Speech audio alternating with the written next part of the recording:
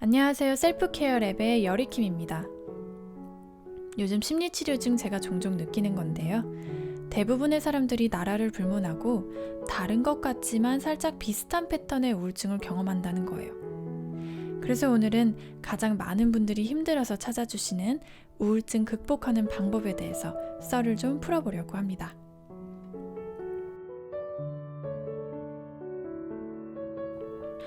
우울하긴 한데 이게 우울증인지 아닌지도 모를 때가 있죠.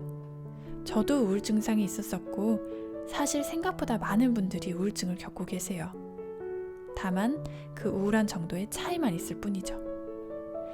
처음에는 인지할 수 없을 정도의 작은 스트레스로 시작을 하죠. 그리고 그 스트레스가 눈덩이처럼 불어서 그것이 우울증이 될 수도 있고, 만약 여러분께 스트레스를 해소할 수 있는 대처 전략이 있으시다면 우울증으로 발전되지 않을 수도 있습니다. 근데 그런 대처 전략이 있기가 사실 힘들죠. 우리 바쁘잖아요. 바쁘다 보면 대처 전략을 세우기는커녕 본인이 스트레스를 받고 있는지 없는지도 사실은 모를 때가 더 많아요. 스트레스를 받고 또 받고 우울증으로 연결되기 전까지는 대부분은 3가지 신호가 나타납니다. 첫 번째 신호는 회피인데요. 사람들은 우울하면 잠을 많이 자는 경향이 있죠. 그리고 어떤 분들은 돈으로 불필요한 물건을 마구마구 지르게 됩니다. 그러면서 스트레스가 풀린다고 생각이 드는 거예요.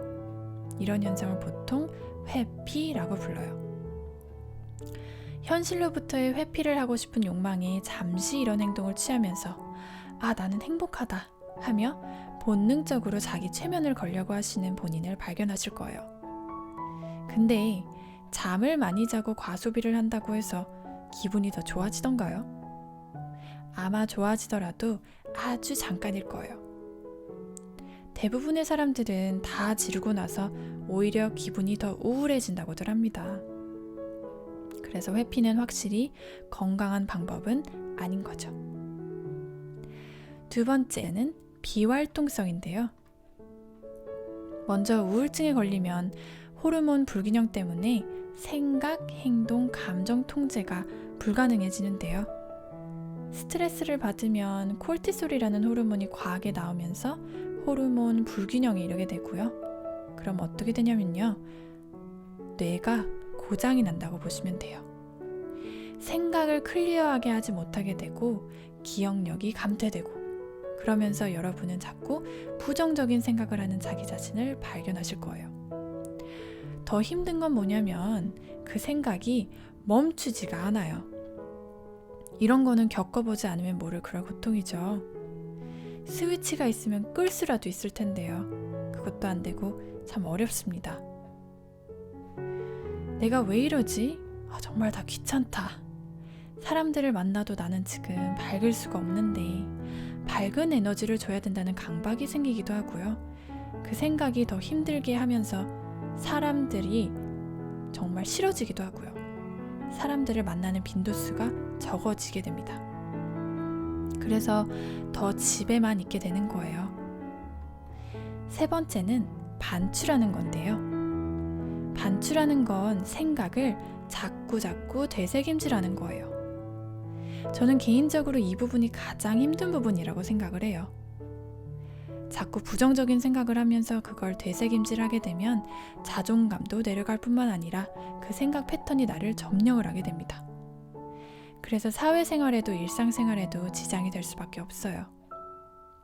그래서 오늘 저는 우울증의 원리에 집중하기보다는 우울증에 우리가 어떻게 대처하면 되는지에 대해서 그 치료법을 소개해 드리려고 합니다. 첫 번째는 운동을 할 목표를 정해라. 자, 저는 처음에 여러분께 규칙적인 생활을 하세요, 운동을 하세요, 그러면 마치 약을 먹어서 회복한 것 마냥 긍정적인 효과를 보시게 되실 겁니다 라고 말씀드리려고 했어요. 그러나 이런 말은 가끔은 잔소리로만 들리고 뇌리에 그닥 꽂히지는 않는 그런 멘트들이죠. 그리고 대부분의 분들이 이렇게 말씀을 하세요. 아니, 지금 침대에서 나가기도 힘든 상황에 연필을 잡고 계획표를 짜야 합니까? 연필을 잡을 힘도 없습니다. 아니, 그럴 생각조차 할 에너지가 없네요 라고들 하시죠. 자, 그럼 우리 이렇게 해봐요. 일단 우리는 오늘의 목표를 아주 작게 잡겠습니다. 우리의 큰 목표는 운동을 하는 걸로 잡아볼 거고요. 내일 당장 시작할 수 있는 아주 작은 목표부터 세워보는 거예요. 예를 들면 난 운동을 하게 되면 조깅을 매일 30분씩 할 거야 라고 큰 목표를 잡으셨다면 일단 첫 번째 단계는 몸을 일으켜서 발을 방바닥에 붙이고 5분 동안 있기. 두 번째 단계는 거실에 10분 정도 앉아있기. 세 번째는 신발장 앞에 15분 정도 앉아있기. 네 번째는 신발장 바로 앞에서 20분간 바람 쐬기. 다섯 번째는 집 밖에서 30보 정도 걷기. 그 다음에는 50보 걷기, 100보 걷기, 길게는 동네 한 바퀴, 나중에는 몇 바퀴가 되는 거예요. 이렇게 아주 천천히 자신을 노출시키면서 성취감을 느끼게 되면서요. 뇌 호르몬 균형이 잡히게 되고요. 자연스럽게 자존감도 회복됩니다.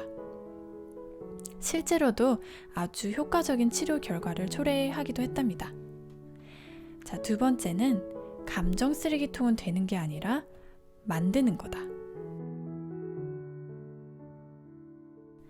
대부분은 사회생활을 하면 자기 자신이 감정 쓰레기통이 되고 있다는 걸 느끼는 분들이 많이 찾아오세요. 다들 힘들고 정도 있는 차이가 있지만 우울감이 있어서 서로 감정 쓰레기통 역할을 하고 있는 것조차 모르시는 분들이 많은 것 같은데요. 여기서 키포인트는 감정 쓰레기통은 되는 게 아니라 만드는 거예요. 다만 자기 마음속에 만드는 겁니다. 갑자기 친구가 전화를 해서 자기를 감정 쓰레기통 취급하신다고요? 그때는 바운더리 이슈가 있는 거예요. 선이 없는 거죠.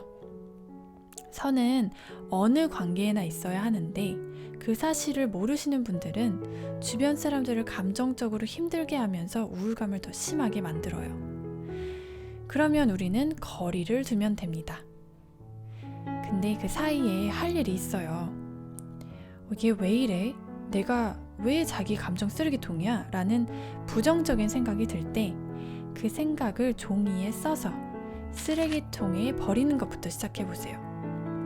그 쓰레기통은 항상 그 부정적인 에너지를 받아주는 좋은 역할을 할 거예요.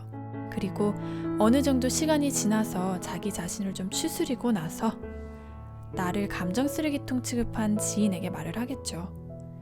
내가 너무 힘들어서 너의 말을 들어주지 못했어. 앞으로 우리 긍정적인 대화를 하면서 나와 같이 발전하는 관계를 맺고 싶어. 너와 같이 발전하는 관계를 맺고 싶어. 우리 이제부턴 부정적인 생각에 집중하기보다는 어떻게 하면 이 상황에서 벗어날 수 있는지에 대해서 더 얘기를 나눠보자. 이런 말을 하고 나면 상대방도 자신이 어느 정도 상대를 힘들게 하고 있는지를 인지하게 되고요. 그러면서 상대에게 조금 더 배려해야겠다는 생각을 어느 정도는 갖게 돼요. 그러면서 건강한 선이 있는 관계를 맺게 되는 거죠. 세 번째, 환경을 바꿔라. 심리학자들은 행동, 생각, 감정이 모두 연결이 되어 있다고들 합니다. 예를 들면 내담자분들이 아주 작은 계획을 세우시는 걸 보면 그 중에서 눈에 띄게 많은 계획이 방 청소예요. 잘 아시다시피 방의 상태는 자신의 멘탈과 같다고 하잖아요. 방이 더러우면 기분도 별로 안 좋죠. 그게 바로 이 행동, 생각, 감정이 모두 연결이 되어 있는 것을 보여주는 겁니다. 그럼 행동 치료부터 접근해주면 생각, 감정도 영향을 받겠죠. 방 청소를 한다거나 또는 맨날 친구한테 상담을 좀 하려 그러면 너가 하는 고생은 고생도 아니야 라고 하는 친구들 있잖아요. 그런 너무 자신의 기준으로만 배려하는 친구들이 있는데 그 친구들과 잠시 거리를 두고 혼자만의 시간을 좀 더 갖는다거나 등등 이러한 환경을 바꾸다 보면 전체적인 라이프 스타일이 바뀌고 있는 것을 느끼실 수 있을 거예요. 자, 가장 중요한 네 번째입니다. 네 번째는 3단계 자기 공부법이에요. 결국 우울증은 자기 공부가 살짝 필요하다는 사인인데요. 내가 뭘 좋아하는지, 내 생각 패턴에는 어떤 문제가 있는지, 왜 내가 이런 감정을 느끼는지 같은 것들을 되짚어 보는 거죠. 여기서 되짚어 보면서 이 모든 것을 써보는 것이 정말 중요합니다. 사람들은 자신이 의식하고 있지 않은 현상이나 느낌들을 적어가면서 가장 많은 성찰을 하게 되거든요. 생각을 짚어보면서 생각 패턴을 한번 바라봐 주세요. 예를 들어 드릴게요. 먼저 첫 번째는 내 생각 적기인데요. 떠오르는 생각을 모두 적으세요. 예로는 내가 회사에 들어서는 순간 사람들이 나를 보고 깔깔깔거리며 웃기 시작했다. 왜 그러지? 내가 옷을 잘못 입었나? 내 험담을 했나? 이 모든 생각들을 모두 적어주세요. 그 다음 두 번째는 내 생각의 오류와 그 증거를 찾습니다. 오류가 있다면 그 오류의 증거가 있겠죠. 예로는 사람들이 나를 쳐다보고 있진 않니? 그럼 나에 대해서 말하는 게 아닐 수도 있겠다. 이 부정적인 생각은 결국 증거가 없으므로 오류로 판정하고 다음 태스크로 넘어가시면 되시겠습니다. 세 번째, 정확하고 도움되는 생각 패턴이 무엇인지 써봅니다. 예로는 사람들이 저렇게 웃는다고 해서 다 내 얘기를 한다는 보장은 없잖아. 이 부정적인 생각이 내 에너지를 고갈시키고 있어. 인지하시고요. 이런 생각에 자꾸 집착하지 말고 좋은 노래나 들으면서 기분 전환이나 하고 업무나 봐야겠다. 이런 식으로 주의를 생산적인 태스크로 돌리는 것도 하나의 방법입니다. 자, 오늘은 이렇게 4가지 도구를 손에 쥐어드렸습니다. 사실 너무 행복하려고 노력할 필요도 없어요. 지금 느끼고 있는 이 우울감 또는 우울증은 전혀 이상한 게 아닙니다. 그냥 오늘 잠시라도 침대에서 빠져나가 볼까? 라고 생각하는 것 자체가, 이 채널을 보고 계신 것 자체가 일단 이 상황을 극복하고 싶다는 의향이 있는 사인이기 때문에 저는 그냥 박수 쳐드리고 싶어요. 항상 기억하세요. 당신은 절대로 혼자가 아닙니다. 저 여리킴이 항상 든든하게 백해드릴 거거든요. 오늘 소중한 시간 들여서 이 채널을 봐주셔서 너무 감사하고요. 고민이 있으시다면 제 이메일로 고민을 보내주시면 제가 추첨을 통해서 정성껏 답해드리도록 하겠습니다. 물론 사연은 익명으로 나갈게요. 제 이메일은 gkim3258@gmail.com입니다. 오늘도 너무너무 수고하셨어요. 이제 아무 걱정, 아무 생각 없이 푹 주무셔도 됩니다.